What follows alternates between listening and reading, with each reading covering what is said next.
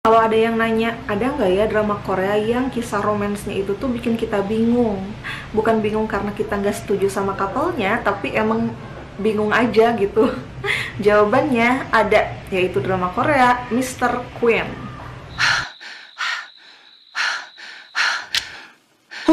뭐야? 내 목소리 왜 이래? 마마, 기침하셨사옵니까? 마마? 내가 여자라고? Ini dari namanya aja udah bikin bingung ya, Mister tapi Queen. Iya, soalnya ini tuh drama Korea yang menceritakan tentang kisah hidup seorang chef yang hidup di era modern bernama Jang Bong Hwan, yang pada suatu ketika dia menemukan tragedi yang membuatnya harus terjebak di tubuh seorang ratu di era Joseon. Nah, si Jang Bong Hwan ini karakternya pokoknya apa adanya banget. Dia itu selalu mengekspresikan apa yang dia pikirkan, apa yang dia rasakan gitu. Jadi kayak nggak mikir panjang. Nah, sementara berbanding terbalik dengan kehidupan seorang ratu yang hidup di istana yang otomatis itu banyak aturan-aturannya. Jadi pokoknya kita bisa ngelihat drama Korea ini tuh kelucuan-kelucuan yang terjadi di dunia kerajaan gitu. Akibat datangnya si makhluk aneh ini nih, seorang ratu yang karakternya begitu tidak terduga gitu. Jujur akhir-akhir ini aku itu jarang nonton drama kolosal gini sih, tapi Mr. Queen ini tuh salah satu yang bikin aku pengen nonton karena yaitu ceritanya unik dan tentunya di dalamnya juga ada konflik-konflik kerajaan yang biasa kita lihat di drama-drama Korea lain juga, yaitu tentang perebutan kekuasaan misalnya.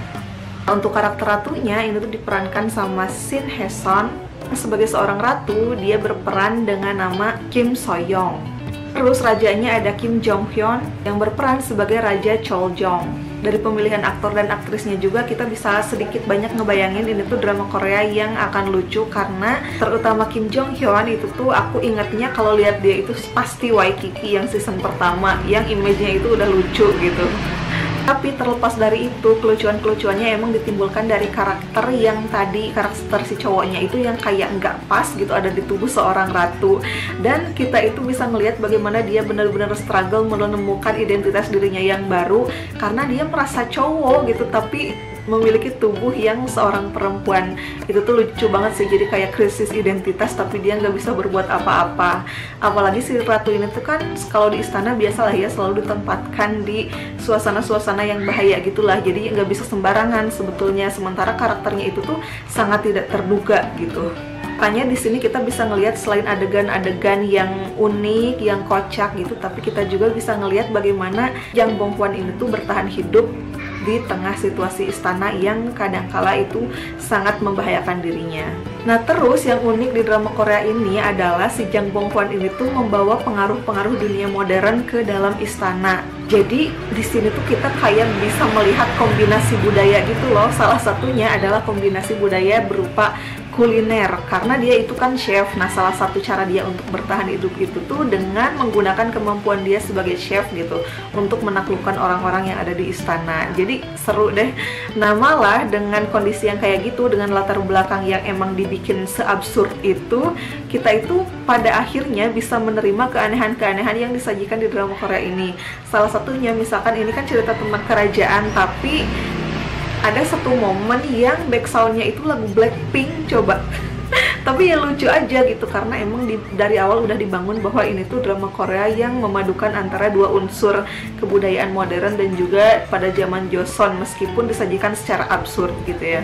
Nah, terus sebelum si ratu gadungan ini tuh sampai ke istana, emang kan pasti udah banyak banget hal yang terjadi di istana itu gitu ya, yang enggak dia tahu.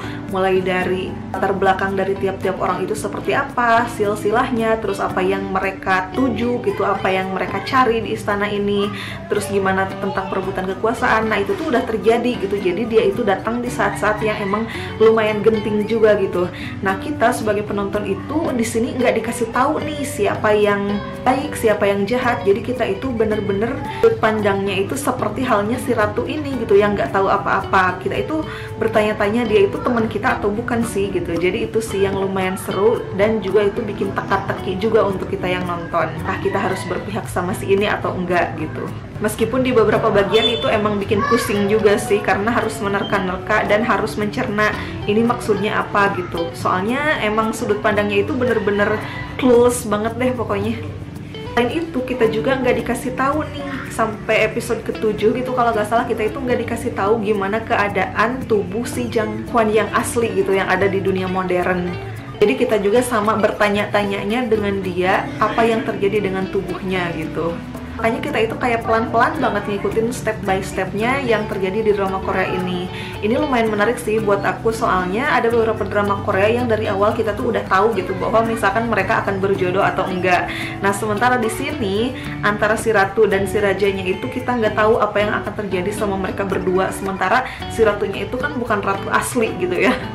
Jadi ya itu, bahkan untuk kisah-kisah romansnya pun seperti aku yang bilang di awal, itu tuh bikin kita jadi bertanya-tanya juga. Kalaupun kita setuju, tapi dia kan cowok gitu sebenarnya. Tapi kalau enggak ya gimana, kan ratu gitu. Jadi ya itulah, gejolak-gejolak perasaan kayak gitu, itu tuh salah satunya didukung banget sama aktingnya Shin Hye-sun yang emang bagus banget sih. Di sini kita bisa ngelihat bagaimana karakter dia ketika menjadi yang ratu gadungan dengan ratu asli gitu. Itu tuh beda banget, dan bukan cuma dari dialog-dialognya, tapi emang misalkan dari mimiknya, dari pergerakan tubuhnya gitu. Jadi seketika kita bisa membedakan lah mana ketika dia menjadi ratu yang asli dengan ketika dia dirasuki si Jang Bong-hwan ini.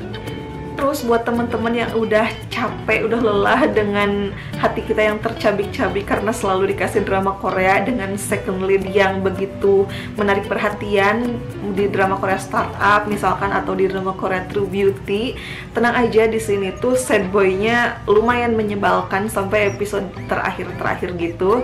Jadi ini tuh kita fokusnya emang kita nge-ship antara ratu sama raja aja gitu, bukan sama orang lain sih kalau aku. Karena karakternya nggak dibikin begitu menonjol dan nggak dibikin expose gitu kebaik hatiannya. Jadi yaitu kita mendukung raja dan ratu sepenuhnya, meskipun kita nggak terlalu bisa mendalami karakter ketika mereka harus beradegan romantis gitu. Intinya ini adalah salah satu drama Korea yang bisa aku rekomendasikan sama teman-teman semua kalau lagi nyari drama Korea yang lucu, yang santai gitu, tapi tetap ada konfliknya, nggak terlalu ringan banget gitu. Nah tapi ada beberapa hal yang aku kurang suka sih dari drama Korea ini. Salah satunya ketika dengan Pangeran Yongpyong, menurut aku dia itu wajahnya selalu sedih gitu dari mata dan alisnya. Aku kurang suka sih ngelihat dia, tapi mungkin karakternya emang dibikin seperti itu ya. Terus aku juga kurang ngerti sih jujur sama silsilahnya. Misalkan si raja ini tuh anaknya Selir atau anaknya ratu asli sih atau gimana sih gitu. Terus hubungan dia dengan Pangeran Yongpyong itu kayak gimana? Buat temen-temen yang udah nonton dan udah ngerti silsilahnya kayak gimana, kasih tahu aku ya di kolom komentar, soalnya aku beneran blank. Nah oke, kayak gitu aja untuk video kali ini. Dan kalau misalkan kalian mau cari referensi drama Korea yang lain juga, aku di channel ini udah banyak banget nge-review drama Korea, jadi silahkan cek aja. Dan kalau misalkan kalian cocok sama channel ini, jangan lupa di subscribe ya. Oke, sampai ketemu lagi di video aku yang lain. Dah!